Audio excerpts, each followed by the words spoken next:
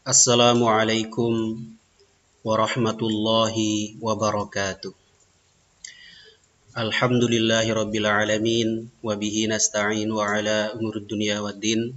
Wassalatu wassalamu ala asyrafil anbiya'i wal mursalin wa ala alihi wa ashabihi ajma'in amma ba'd. Alhamdulillah, para mahasiswi yang semoga dirahmati Allah Subhanahu wa taala. Pada pembahasan sebelumnya kita sudah membahas tentang masing-masing definisi dari zakat, infak, sedekah, wakaf maupun hibah, ya. Itu masih sebatas pengantar. Pada pertemuan kedua ini kita akan membahas satu item, yaitu tentang zakat dalam Islam.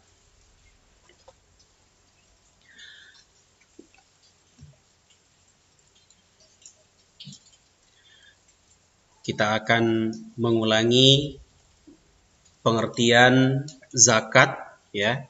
Zakat adalah sejumlah harta yang wajib dikeluarkan oleh umat muslim untuk diberikan kepada golongan yang berhak menerima, seperti fakir miskin dan semacamnya, ya, 8 asnaf, sesuai dengan yang ditetapkan oleh syariat.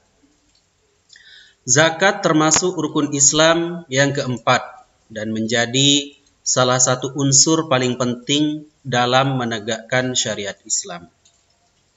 Oleh karena itu, hukum zakat adalah wajib bagi setiap muslim yang telah memenuhi syarat-syarat tertentu. Karena zakat juga merupakan bentuk ibadah seperti halnya sholat, puasa, dan yang lainnya, dan telah diatur dengan rinci berdasarkan Al-Quran dan Sunnah.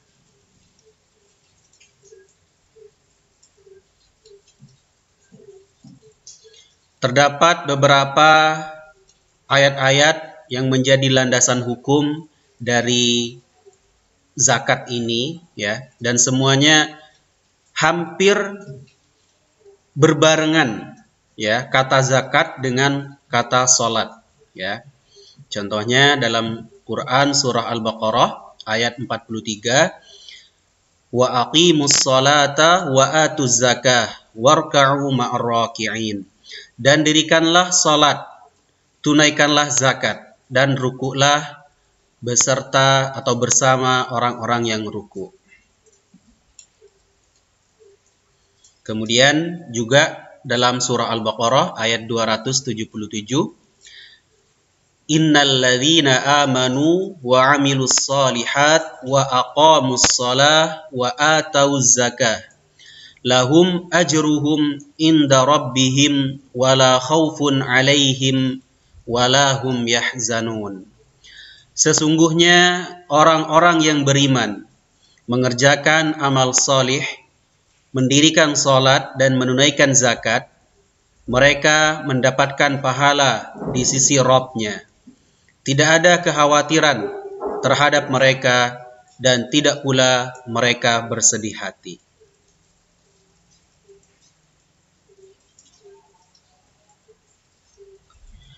Terdapat beberapa hikmah dari zakat itu sendiri, ya. Yang pertama, membersihkan orang yang menunaikannya dari sifat bakhil.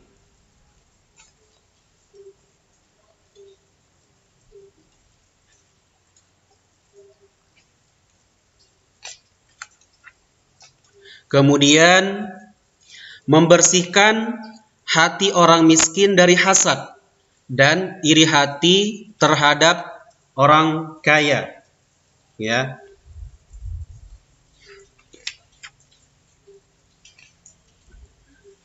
Kemudian menghibur dan membantu orang-orang miskin. Ini hikmah dari zakat itu sendiri, ya. Makanya terjadi kesenjangan antara strata sosial orang-orang miskin dan orang-orang kaya. Makanya orang-orang kaya ya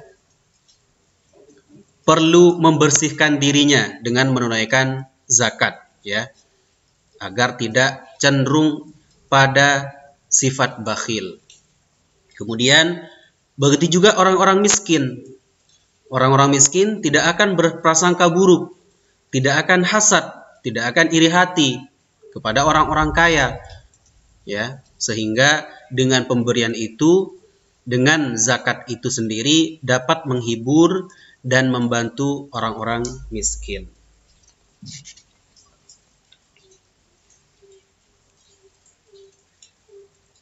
Kemudian mewujudkan solidaritas dan kesetiakawanan sosial. Ya, ini untuk mempererat ukhuwah antara si miskin dan si kaya. Ya. Kemudian syarat kewajiban zakat.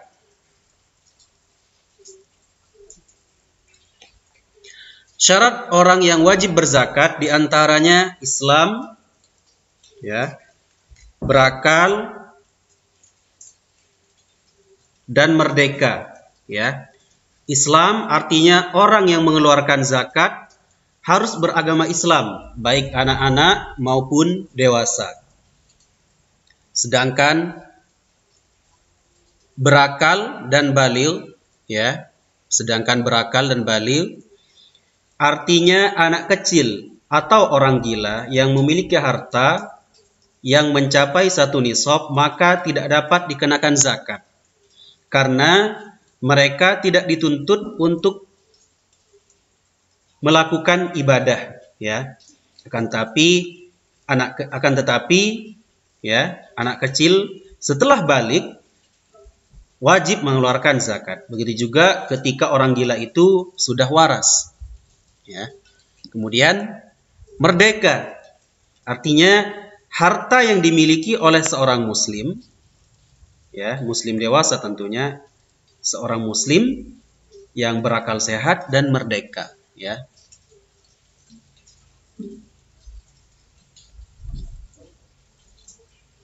Syarat harta yang wajib dizakatkan. Yang pertama, milik penuh, ya, atau sempurna. Artinya harta itu sepenuhnya milik pribadi yang berada di tangannya, yang didapat dari usaha-usaha yang halal. Kemudian harta itu berkembang. Artinya pemilik harta mampu melakukan pengelolaan harta sehingga mendapatkan keuntungan yang diinginkan. Poin ketiga yaitu cukup satu nisab. Artinya harta yang dimiliki telah cukup nisab sesuai dengan aturan syariat Islam. Aturannya, ya, untuk setiap jenis harta berbeda-beda. Kemudian poin keempat, melebihi kebutuhan pokok. Artinya harta yang dimiliki harus berkembang sehingga memenuhi dan melebihi kebutuhan pokok sehari-hari. Yang kelima, bebas dari hutang. Artinya harta yang akan dizakati tersebut harus bebas dari hutang. Dan harta yang sudah mencapai satu nisab harus terbebas juga dari hutang. Bila pemiliknya mempunyai hutang, ya, yang menghabiskan atau mengurangi jumlah satu nisab, maka zakatnya tidak wajib. Kemudian yang terakhir yaitu mencapai haul, 1 tahun. Ya, harta yang dimiliki telah melalui masa selama setahun. Selanjutnya yaitu jenis-jenis zakat. Ya, sebagaimana kita tahu, zakat itu terbagi menjadi 2, zakat mal dan juga zakat fitrah. Zakat mal tentu memiliki banyak-banyak item di bawahnya ya. Ada emas, perak, dan juga logam mulia lainnya. Kemudian uang dan surat berharga lainnya, perniagaan, juga pertanian, perkebunan, dan kehutanan. Ya. Ada juga peternakan dan perikanan, pertambangan, kemudian perindustrian, pendapatan dan jasa, kemudian rikaz, harta yang terdapat dalam perut bumi, ya.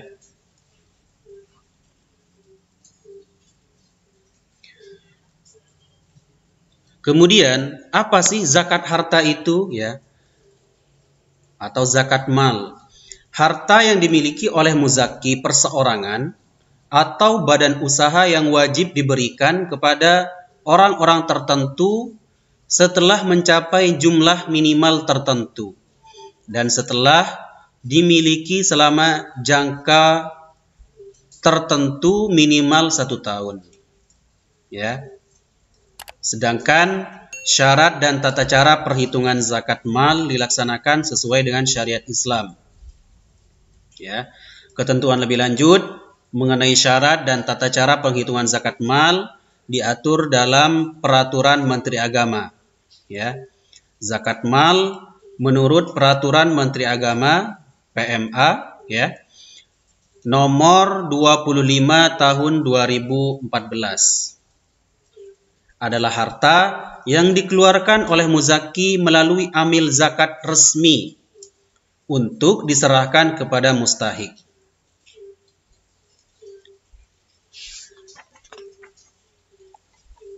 Kemudian zakat fitrah, ya.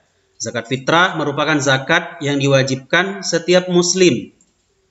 Laki-laki, perempuan, anak kecil, orang dewasa, ya, yang harus dibayar sebelum sholat Idul Fitri dilaksanakan.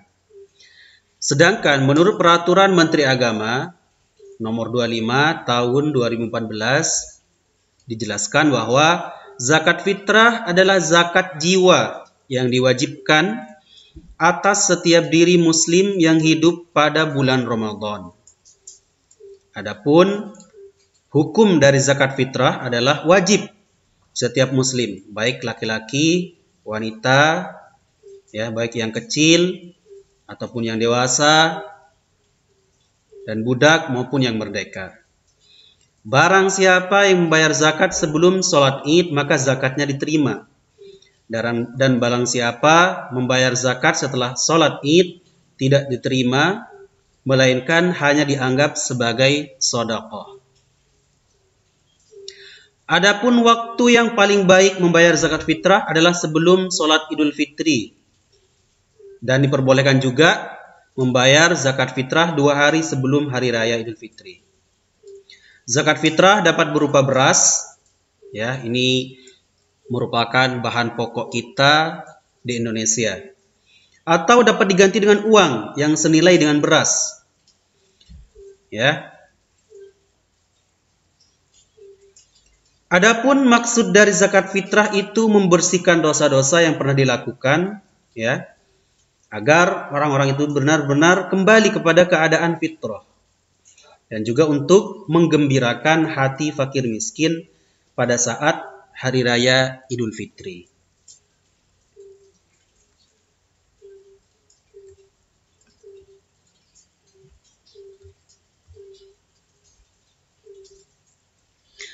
Kemudian kita akan lanjut pada syarat-syarat sah zakat, ya. Yang pertama, niat yang baik, ya. Artinya ini harus diluruskan niatnya, ya. Kemudian objek zakat, artinya barang yang akan dizakati harus diperoleh dengan cara-cara yang halal, ya. Harta atau barang yang didapat haruslah dengan cara yang baik sehingga memiliki orientasi jangka panjang. Kemudian hak penuh, ya. Harta yang dikeluarkan merupakan milik pribadi yang berada dalam kekuasaannya. Kemudian cukup nisab juga sudah kita bahas tadi. Kemudian berkembang, ya. Artinya harta yang dimiliki oleh muzaki harus bertambah, ya. Apa maksudnya? Harta yang dimiliki dapat mendatangkan penghasilan atau keuntungan, sehingga harta yang dimiliki dapat berkembang, ya. Haul, ya. Haul juga kita sudah bahas tadi, ya, berdasarkan peraturan Menteri Agama. Batasan waktu 1 tahun Hijriyah, ya, atau 12 bulan Qamariyah, kepemilikan harta yang wajib dikeluarkan zakatnya. Bebas dari hutang juga kita sudah bahas tadi. Kemudian adanya serah terima yang sah tanpa syarat, baik pemberi maupun penerima zakat itu sendiri. Kemudian syarat dari zakat fitrah yaitu tentu harus beragama Islam, ya. Kemudian hidup pada saat bulan Ramadan, ya.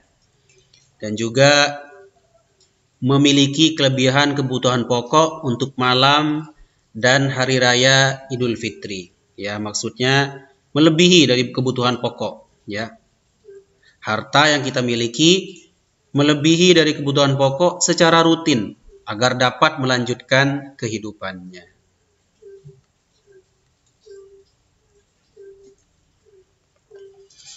Kemudian kita akan melanjutkan pada pihak-pihak, ya, yang berkaitan langsung dengan zakat, ya. Yang pertama tentu muzaki, ya.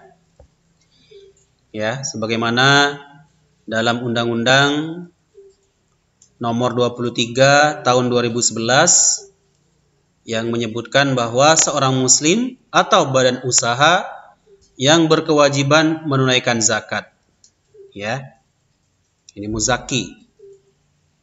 Kemudian mustahik menurut Undang-Undang Nomor 23 Tahun 2011, ya, adalah orang yang berhak menerima zakat. Sebagaimana dalam Quran surah At-Taubah ayat 60. Ya. Dalam ayat ini dijelaskan mengenai pihak-pihak yang berhak menerima zakat, ya. Yang tentu kita sudah mengetahui ada fakir miskin, ya, amil zakat, mu'allaf, riqab, ya, orang yang memiliki hutang, sabilillah, dan yang terakhir ibnu sabil.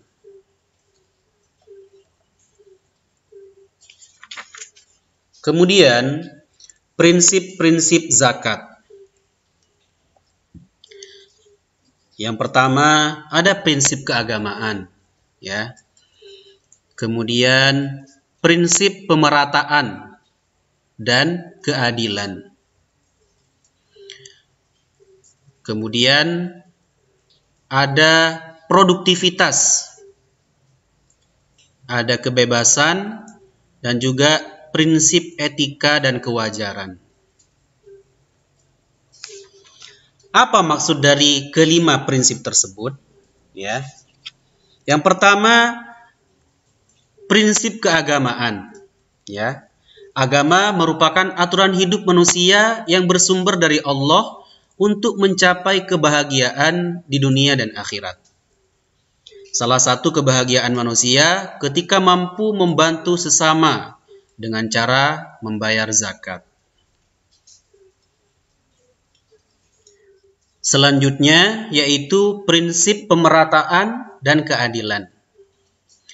Zakat dapat mewujudkan kesejahteraan dan pemerataan bagi seluruh umat Islam. Kemudian pemerataan dan keadilan akan tercipta apabila pengelolaannya baik dan benar. Tentu ini harus dikelola dengan baik, kemudian harus merata. Jangan sampai pemerataannya bersifat parsial, ya, atau hanya dibagikan kepada keluarga terdekatnya saja, dan itu banyak, ya. Kemudian produktivitas, artinya zakat dapat membantu orang-orang miskin menjadi produktif, sehingga akan terjadi pemerataan kekayaan. Ya, tidak ada kesenjangan sosial, ya, sehingga si miskin dapat terbantu, ya. Kemudian apabila penerima zakat produktif dan menghasilkan, maka wajib mengeluarkan zakat dari usaha yang dijalankan apabila telah memenuhi syarat dan ketentuan yang berlaku. Kebebasan, ya. Zakat dibayar oleh orang-orang yang bebas dan sehat secara jasmani maupun rohani, sehingga zakat yang diberikan bermakna bagi siapa saja yang menerimanya.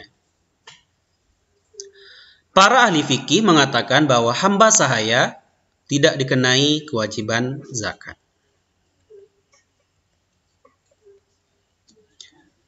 Terakhir, prinsip etika dan kewajaran.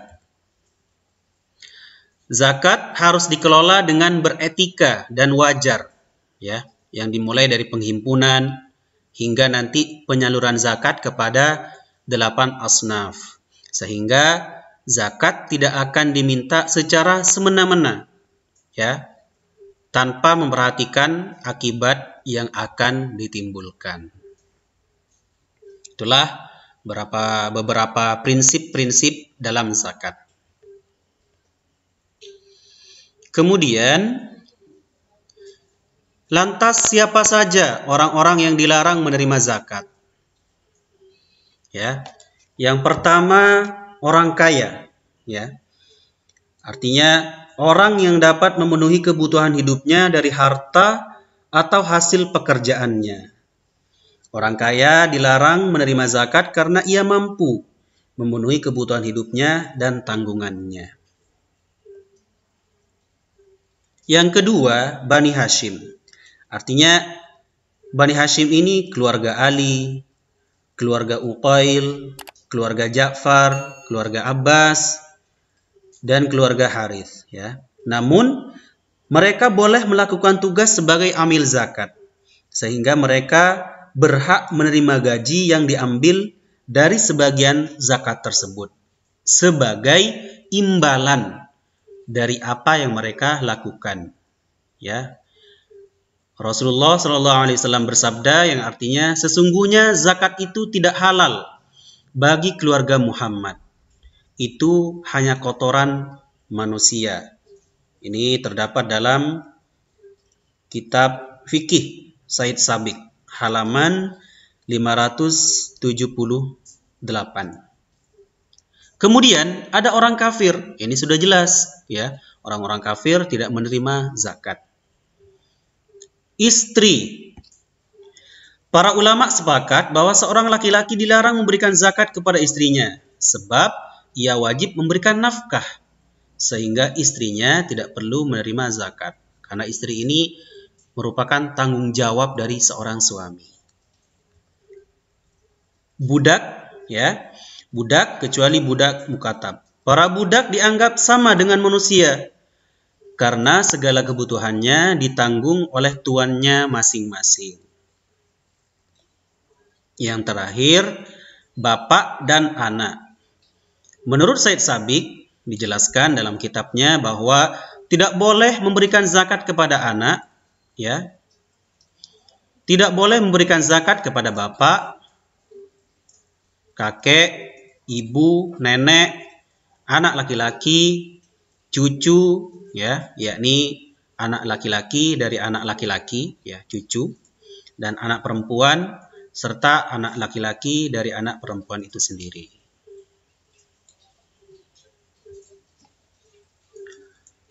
Mungkin itu saja yang dapat saya jelaskan pada pertemuan kedua ini, yaitu tentang zakat, konsep zakat dalam Islam. Kurang dan lebihnya mohon maaf. Assalamualaikum warahmatullahi wabarakatuh.